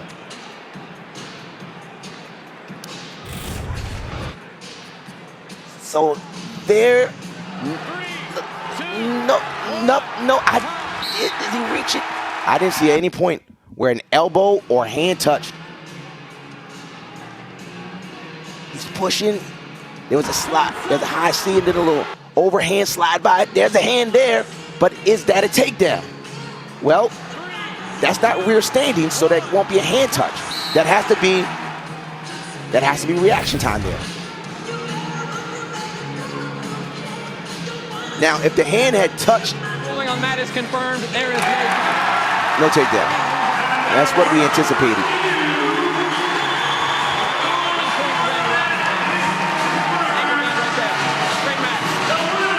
It is a huge win for Ryan Jack in North Carolina State. The Wolfpack needed it, and the fans show their approval, now up 15-10. So, let's paint the picture. Bryce Andonian, Tariq Wilson, NC State wins this match, the dual meet is over. Andonian wins, it comes down to the last match at 157 between Ed Scott and Connor Brady. That's not a hand touch. The history with these two teams, it has been decided by the final match each of the past 4 seasons. Last year, the thriller from Latona winning by criteria at 125. Will it be 5 consecutive years that it comes down to the 10th and final weight? Only this year, if it does, it will be decided at 157. There is Bryce Andonian getting loose and ready. One of the more exciting wrestlers in all of college wrestling. A 2-time NCAA qualifier, 2-time ACC runner-up. Battled some time this year with injuries and illnesses, especially here in the early half of the year. Wrestled only 2 matches in December, just a couple of matches in January. Missed the pit duel, but boy, has he been back in an explosive way over the past 3 weeks. First ever meeting with Tariq Wilson, 6th-year senior, perfect this year at 12-0.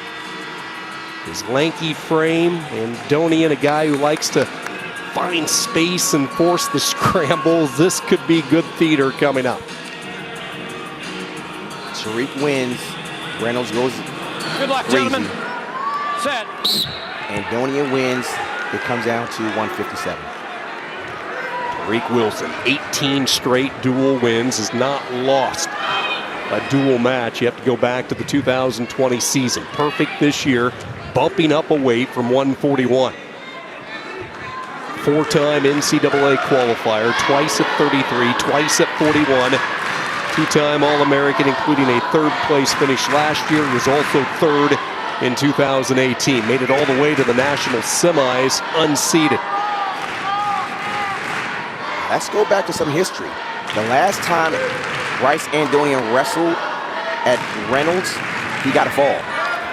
The last time, good shot here. The last time Tariq Wilson wrestled against Virginia Tech at Reynolds, he got put on his back and almost got pinned by Mitch Moore.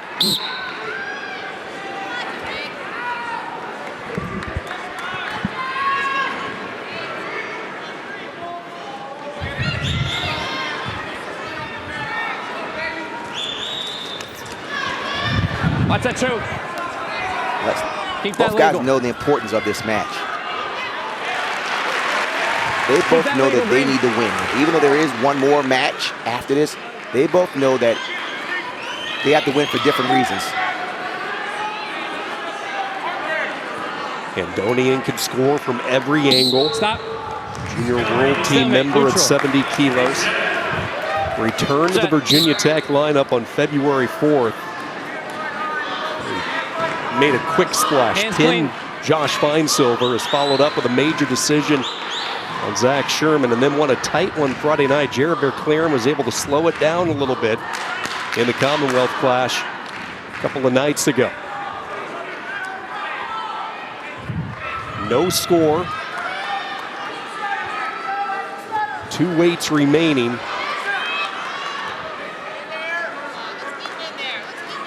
Many times Tariq likes to shoot a single to the left leg of his opponent, and he has really good head position once he gets in. And Bryce Andonian wants to jack you up once you get in on his legs. Action center, guys.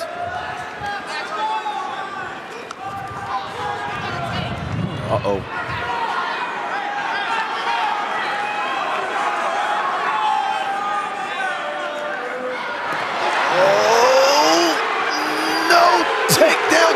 Takedown by Tariq Wilson. There's a little throw action by Bryce Andonian. Tariq reached down, so he goes over, tries to do it, and Tariq went to a split. And then just reached forward, kept that foot in. That's a takedown. Sit. Red, cover.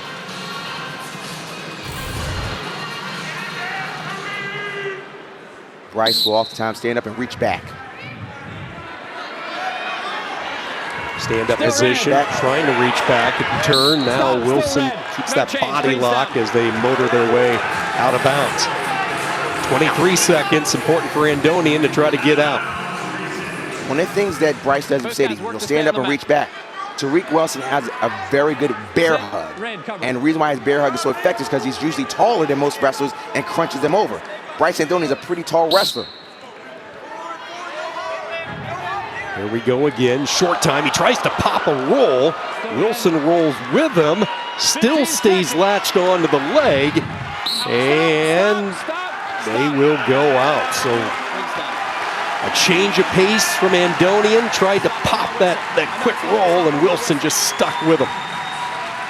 Wilson is staying tight to the hips. He's not giving Bryce Andonian a chance to use his hips to get leverage. Sticks in the claw. Chops out the right arm.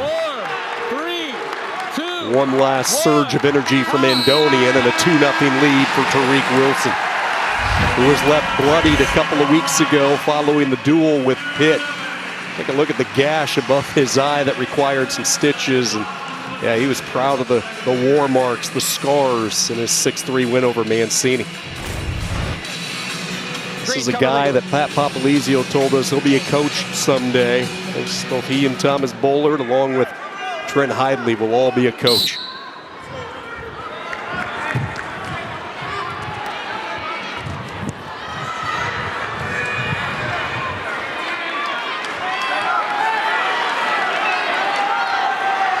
Watch it. Tariq Wilson is going to get some swipes. He gave him 2. He gave him 2. Andonian put himself in a bad position. Wilson gets the reversal and the 2 near fall and a 6-0 lead.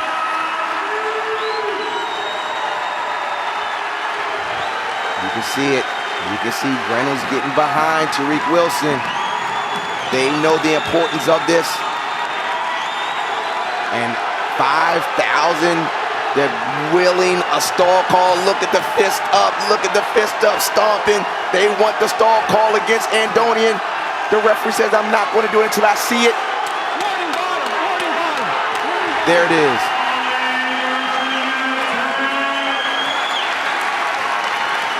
Usually when Pat Popolizio starts clapping those thunderous hands of his, you're going to hear a stall call come, and that's what he got.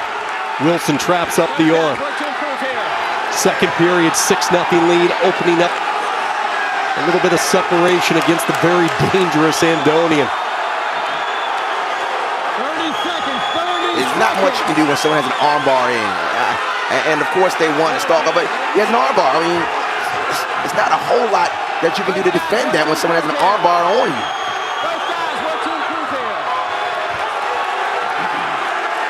So if anything, I mean, Tariq Wilson has to continue to work. And look at the fans. You're good, Patrick. You're good. They're looking, 4, they know 3, they are 1 period away 1. from senior leadership sending this place into a frenzy.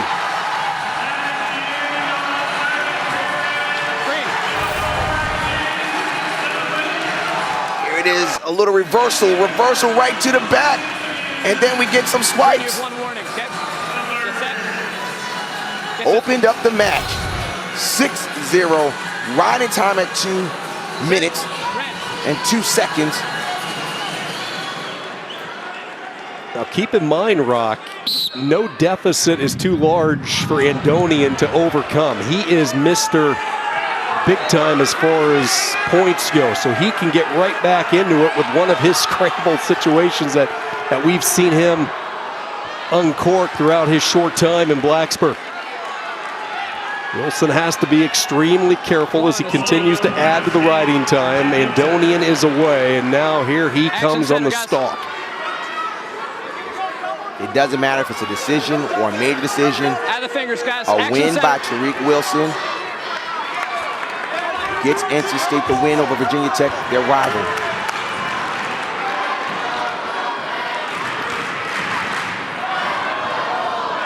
(7-1) because of the riding time secured. And now, Andoni has to come after. There's the bear hug. That's the bear hug. Easy up, guys. Good job. Good work. Easy up. That's the bear hug by Tariq Wilson. And then it overs by Andonian.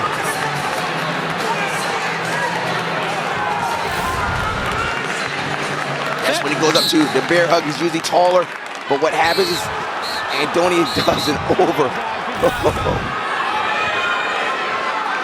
That's those big move possibilities we were talking about.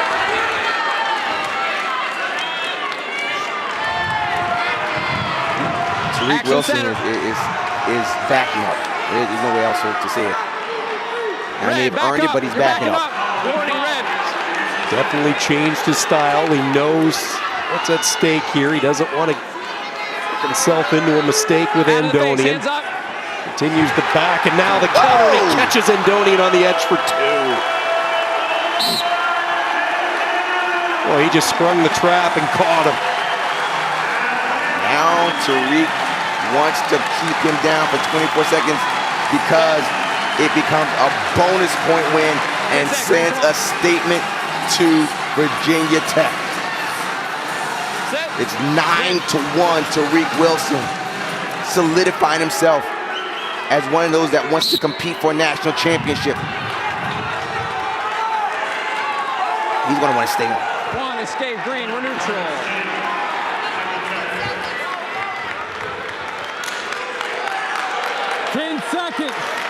Tariq Wilson, like he has done so many times in his career, the 6th-year senior, will cinch it for North Carolina State. The Wolfpack to the roar of Reynolds. Victorious tonight over Virginia Tech.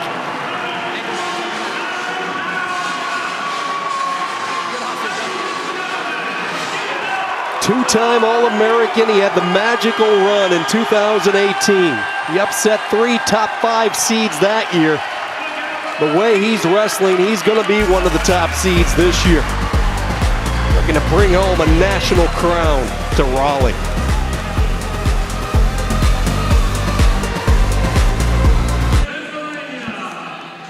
Black History always is a celebration of black excellence and black contributions within American history. It's a consistent celebration that extends well beyond the month of February. An invitation to listen, to learn, and to explore the black and African American experience in sports. And great news on the horizon. After a 24-year hiatus, Morgan State is bringing back their Division I wrestling program. Program set to begin in a couple of years, tentatively in 23 and 24. And Rock, as you know, success will be nothing new for this HBCU program. As a Baltimore native, I remember watching Chauncey win with a become an All-American at College Park. So excited for Morgan State and the city of Baltimore. El Dorado Vance, the 1964 All-American at Morgan State. James Phillips, the late Morgan State football and wrestling coach, who earned 5 Division II national titles. Exciting news for Morgan State. We move into the final bout of the night, and it is Ed Scott jumping on the head. Good hold, Patrick. Good hold. Good hold. Connor Brady, the redshirt sophomore, started the year on fire, but he has cooled off. Brady trying to pop out the side, still has Scott's leg, trips him down, and he'll get the 2. So Brady gets the early takedown. I'm not suggesting that that was an adrenaline run because, you know, Ed Scott throws headlocks. But sometimes when you're so fired up, you just try to keep the pop of the fans to keep going. What have you noticed with Brady? He's winless in ACC duels, lost to Keating Friday night, 5-3, gave up 25 to O'Connor, the reigning national champion. And again, he started the year so strong. This is when you have to really believe in your coaches and your coaches are going to tell you that you are better than what these Stop, guys. losses are Stalemate. showing. Let's go center. We recruited you for a reason. You were a blue chipper for a reason. And sometimes it gets hard. And wrestling is not an easy sport. However, Connor Brady has the backing of his coaching staff, and he can go with a lot of people in the country. Brady was the centerpiece of the Hokie recruiting class, which was 4th ranked in the country back in 2019. 3-time state place winner in powerful Ohio, Liberty High School. NCAA qualifier last year. Matched up, quite frankly, against a brand new Ed Scott. This is not the Scott version that fans watched a year ago. Up a weight, more comfortable. 1 minute. Scoring points and bundles.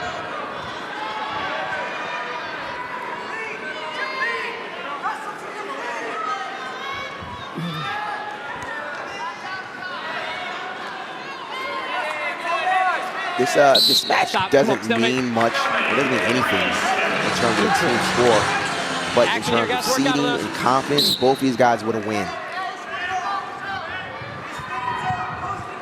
Because they'll see each other, maybe not in the postseason, but both these guys are young in their collegiate career, and they'll see each other again, so they want to make a statement. When you wrestle me, this is what you're going to get.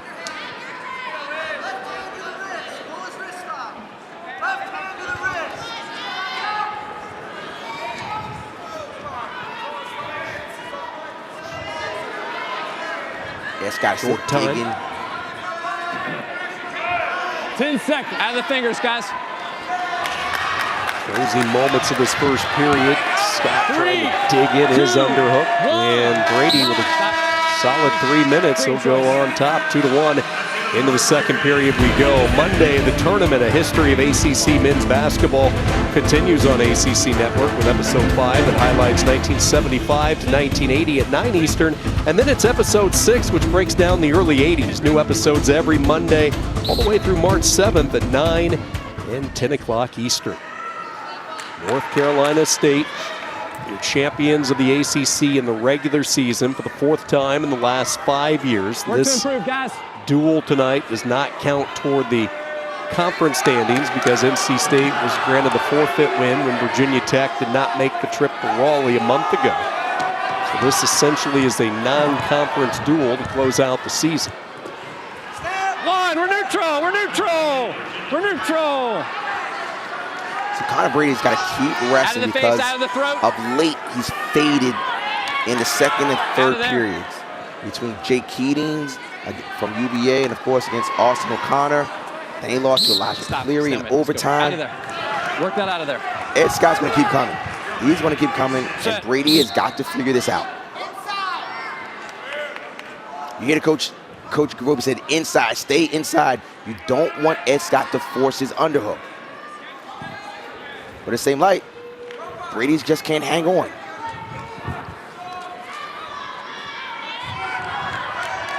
Warning green, traditional stall, warning green. Traditional stalling call. What he meant by that is that it wasn't a push out. It was just a traditional, you're not doing anything. Action, neutral. Green, you have a warning. This is what's happened to Brady. He's faded.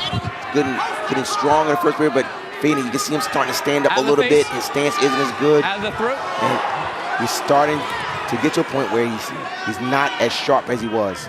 He's got to figure this out. 30 seconds. And Scott's going to chase the leg.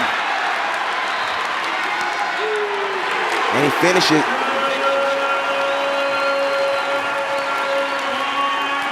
And wants to end the period on top.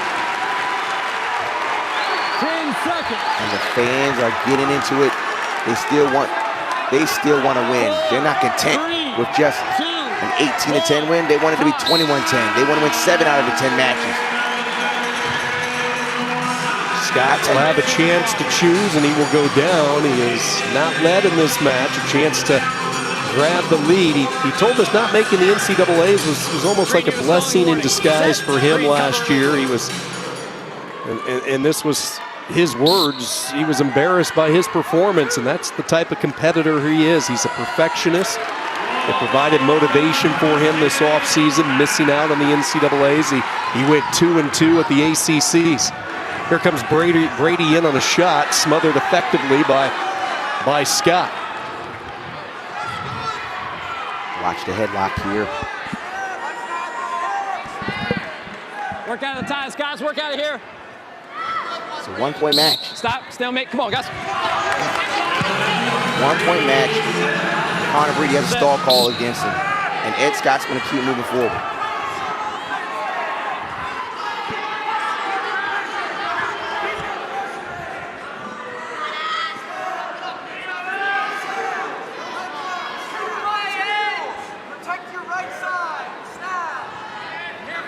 Still pulling the product. Ed Scott doesn't have to do much of anything. It's Connor Brady that has to show something.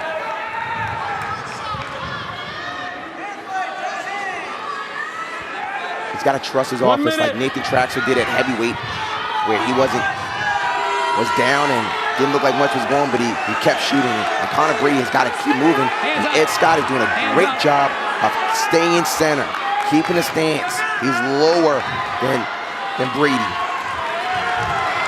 Look at him, still stalking. Long shot by Brady. Kind of a long desperation shot. 30 seconds.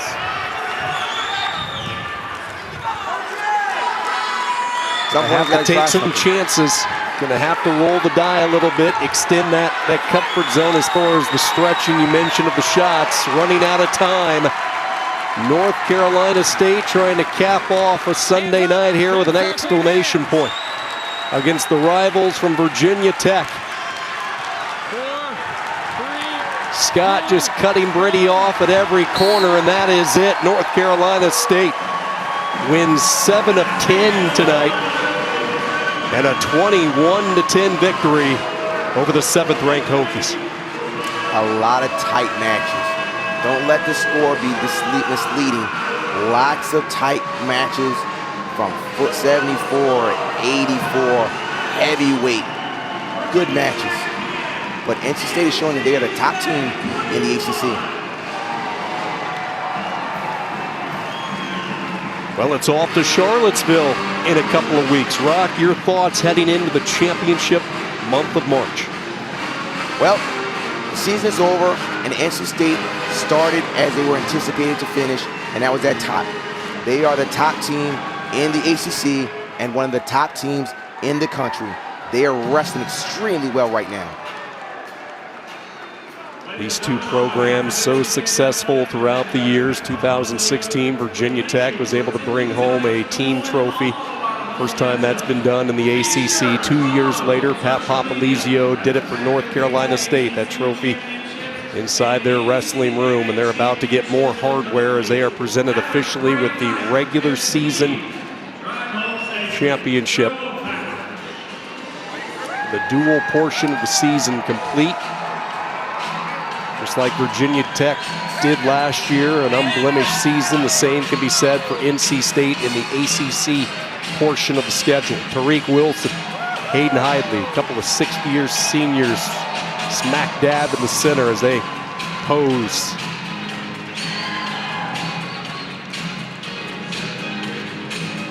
What a story tonight in Raleigh. The regular season behind us, and now the intensity picks up a couple of notches. The postseason run, it all starts in Charlottesville in a couple of weeks. Once again, your final tonight from Raleigh, North Carolina State 21, Virginia Tech 10. Coming up next, it's All Access, the ACC Live. For Rock Harrison, I'm Sean Kinney saying so long from Raleigh. Thanks for watching. This has been a presentation of ESPN, a worldwide leader in sports.